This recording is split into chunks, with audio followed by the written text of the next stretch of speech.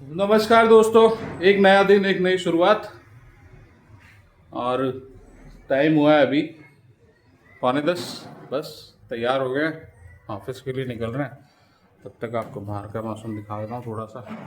बाहर का मौसम आज थोड़ा सा खुला हुआ सा है, मतलब है तो बादल, धूप आ नहीं रही है, लेकिन फिर भी रोशनी अच्छी खासी है। बस अभी ऑफिस के लिए निकलते हैं और फिर आपसे बात करेंगे।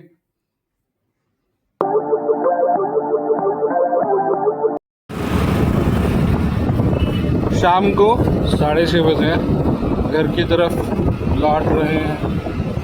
मौसम सुहाना सा है, हवा ठंडी सी है थोड़ी, मतलब इतनी गर्मी नहीं है। और हरियाली के बीच में से निकलते हुए वैसे भी मन जो है आपका वो बहुत ही पुलकित रहता है। वही स्थिति है, अभी अच्छा महसूस हो रहा है। और घर पहुंच के सोच रहा हूँ कि आज आपसे थोड़ा सा एक छोटा सा सेशन हेल्थ का आपके साथ शेयर कर लिया जाए। पहले घर पहुंचते हैं, फिर छोटा सा हेल्थ इंश्योरेंस का सेशन। देखिए तिरंगा, विजय विश्व तिरंगा, जय हिंद।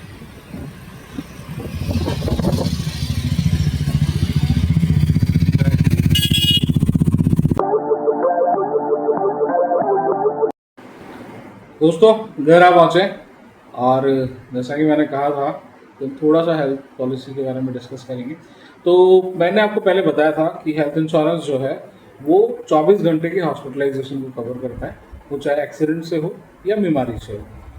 दोनों ही कंडीशन में 24 घंटे का हॉस्पिटलाइजेशन होना चाहिए, तभी हेल्थ पॉलिसी का कवरेज शुरू होता है। लेकिन कुछ जो प्रोसीजर्स हैं, मतलब डिजीज़ के लिए जो प्रोसीजर्स फॉलो किए जाते हैं, वो प्रोसीजर्स मेडिकल एडवांसमेंट की वजह से उसमें 24 घंटे का हॉस्पिटलाइजेशन ज़रूरी नहीं होता है। उन्हें डे केयर में कवर करते हैं, जैसे आपके मोतियाबिंद का ऑपरेशन हो गया, या कीमोथेरेपी है, रेडियोथेरेपी है, या डायलिसिस है। इस तरह के कुछ प्रोसीजर्स होते हैं जो कि मेडिकल एडवांसमेंट की वजह से, जिसमें 24 घंटे का हॉस्पिटलाइजेशन ज़रूरी नहीं होता, तो उसको हम लोग डे केयर में कवर करते हैं।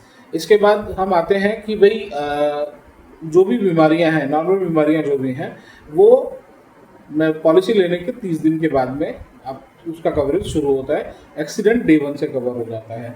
अब कुछ बीमारियां ऐसी हैं जो स्पेसिफाइड डिजीज़ कहलाती हैं, नेम्ड डिजीज़ कहलाती हैं, जैसे कि हर्निया हो गया, मोतियाबिंद हो गया, इसके अलावा स्टोन हो गया।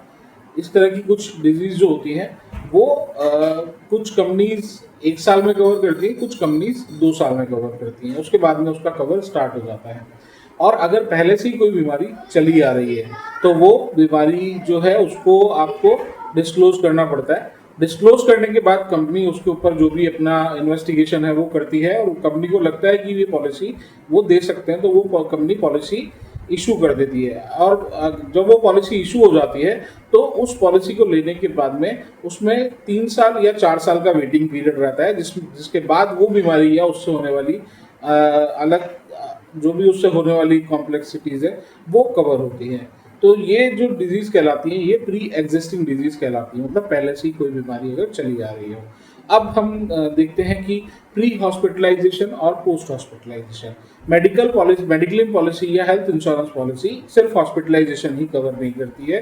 हॉस्पिटलाइजेशन के पहले अगर उसी बीमारी का इलाज आउटडोर में लिया गया है, या उससे रिलेटेड कोई जांचें वगैरह कराई गई है, दवाइयाँ चल रही हैं, तो वो प्री हॉस्पिटलाइजेशन कहलाता है। और कुछ कंपनीज में 60 दिन, कुछ कंपनीज में 30 दिन का प्री हॉस्पिटलाइजेशन कवर होता है। यानी सेम बीमारी का इलाज अगर आपने बाहर से भी लिया है तो वो भी इसमें कवर होता है। इसके अलावा हॉस्पिटल से डिस्चार्ज होने के बाद में कुछ इलाज वगैरह इलाज चलता रहता है, या कुछ रेगुलर चेकअप्स होते हैं, या फिर आपका जांचें वगैरह होती हैं, तो वो पोस्ट हॉस्पिटलाइजेशन कहलाता है, यानी हॉस्पिटल से डिस्चार्ज होने के बाद।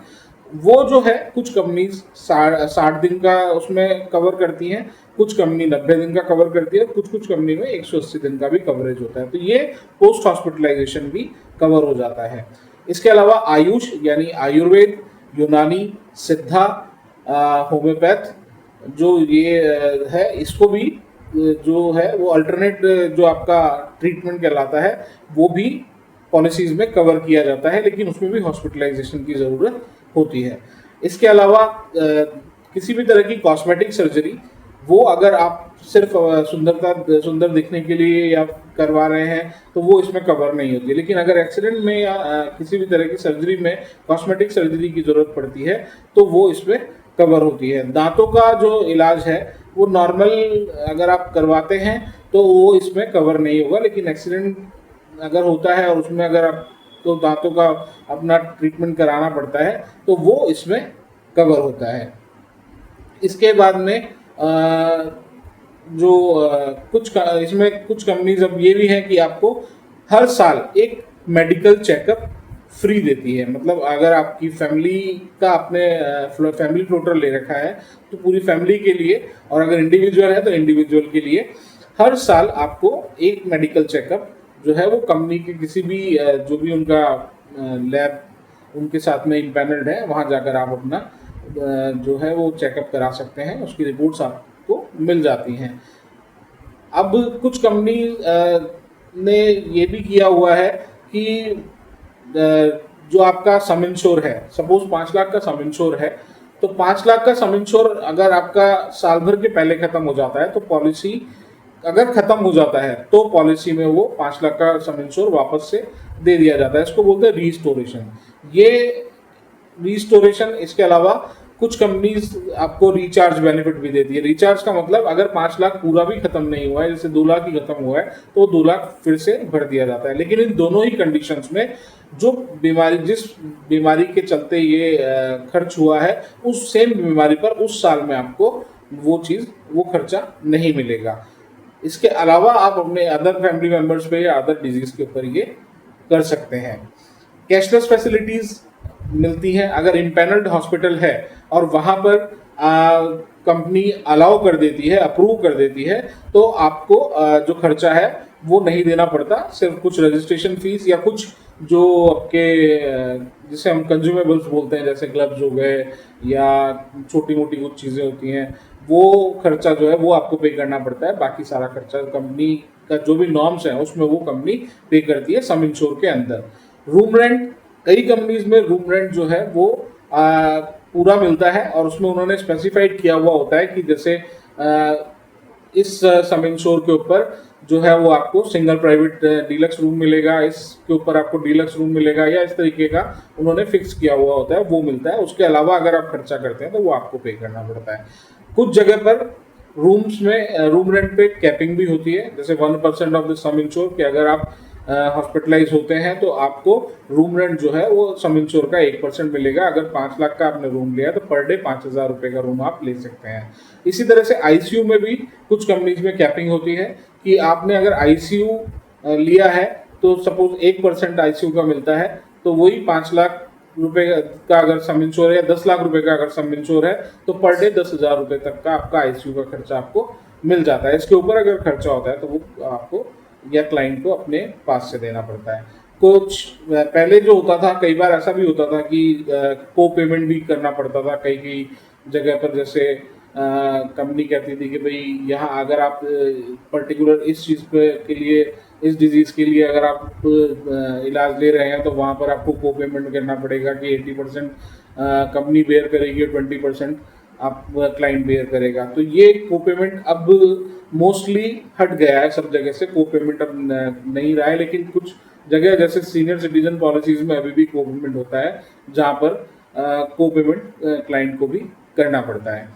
इसके बाद में अगर जैसे आप प्लान्ड आप हॉस्पिटलाइजेशन अगर है तो आप पहले से ही अप्रूवल के लिए अप्लाई कर सकते हैं, पहले से अप्रूवल ले सकते हैं। जैसे मोतियाबिंद का इलाज, मोतियाबिंद के लिए आपको डॉक्टर एक डेट दे देता है, वहाँ उस टाइम पे आपका ऑपरेशन होता है, तो आप पहले से ही आप कंपनी में अप्लाई कर सकते हैं अपने अप्रूवल के लिए, ताकि आपको जो उस सेम टाइम पर आपको वो भाग दौड़ नहीं करनी पड़ती, उससे बचाव हो जाता है, आपको कैशलेस फैसिलिटी मिल जाती है। तो ये कुछ जो है आपके फैसिलिटीज़ हैं। अच्छा, कंपनीज जो हैं वो प्रीमियम जो है वो जोन वाइज भी डिसाइड करती हैं। जैसे जोन 1, 2, 3 में पूरी कंट्री को बांटा हुआ है, टीयर 1, टीयर 2, टीयर 3 सिटीज़। अब इस केस में क्या होता है कि अगर आपने जोन 3 का प्रीमियम पे किया हुआ है और आप जोन 1 में इलाज कराते हैं, तो आपको जो जोन 3 में जो अप्रूव्ड वो है पेमेंट है, उसका वो ही आपको मिलेगा। उसके ऊपर अगर कुछ जाता है तो वो आपको पे करना पड़ेगा। एम्बुलेंस, रोड एम्बुलेंस पॉलिसीज में मिलता है। अब कुछ पॉलिसीज में आपको एयर एम्बुलेंस भी मिलने लगा है कि एयर एम्बुलेंस का भी सर्टेन अमाउंट तक खर्चा जो है वो कंपनीज बेयर करती हैं। तो ये फैसिलिटीज आपको हेल्थ इंश्योरेंस में मिलती हैं। और आप देखिए कि आप साल भर जो प्रीमियम पे करते हैं, उस प्रीमियम उस प्रीमियम का जो अमाउंट होता है वो बहुत बड़ा नहीं होता है, लेकिन इन केस की कोई खर्चा अगर बड़ा आ जाता है तो वो जो प्रीमियम है वो आपके लिए एक, मतलब जिसे कहते हैं ना कि एक वरदान साबित होता है कि वो खर्चा सारा के सारा आपकी इंश्योरेंस पॉलिसी बेयर करती है। इसलिए एक, मतलब जिसे बोलते हैं ना कि तकलीफ से बचने के लिए ये मेरी सलाह है कि सभी लोग अपना हेल्थ इंश्योरेंस लें।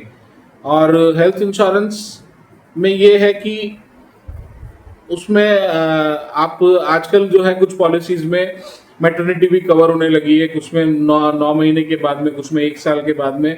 तो आप अगर जल्दी पॉलिसी ले लेंगे तो आप ये जो खर्चा है उसको भी आप इस पॉलिसी के थ्रू ले सकते हैं। तो बहुत सारे बेनिफिट हैं, बहुत अच्छे बेनिफिट्स हैं। और इसके अलावा सबसे बड़ी बात यह है कि जो तकलीफ फाइनेंशियल लॉसेस की वजह से झेलनी पड़ती है वो तकलीफ नहीं होती है। तो बस ये सेशन मैं यहीं एंड करता हूँ, आगे फिर हम इस पर बात करेंगे। और तब तक के लिए स्वस्थ रहिए, मस्त रहिए। हमारे चैनल को, जो कि नया चैनल है, उसे सब्सक्राइब कीजिए। और चैनल को सब्सक्राइब करने के बाद में वीडियो को शेयर कीजिए और लाइक कीजिए, बेल आइकन को प्रेस कीजिए। धन्यवाद।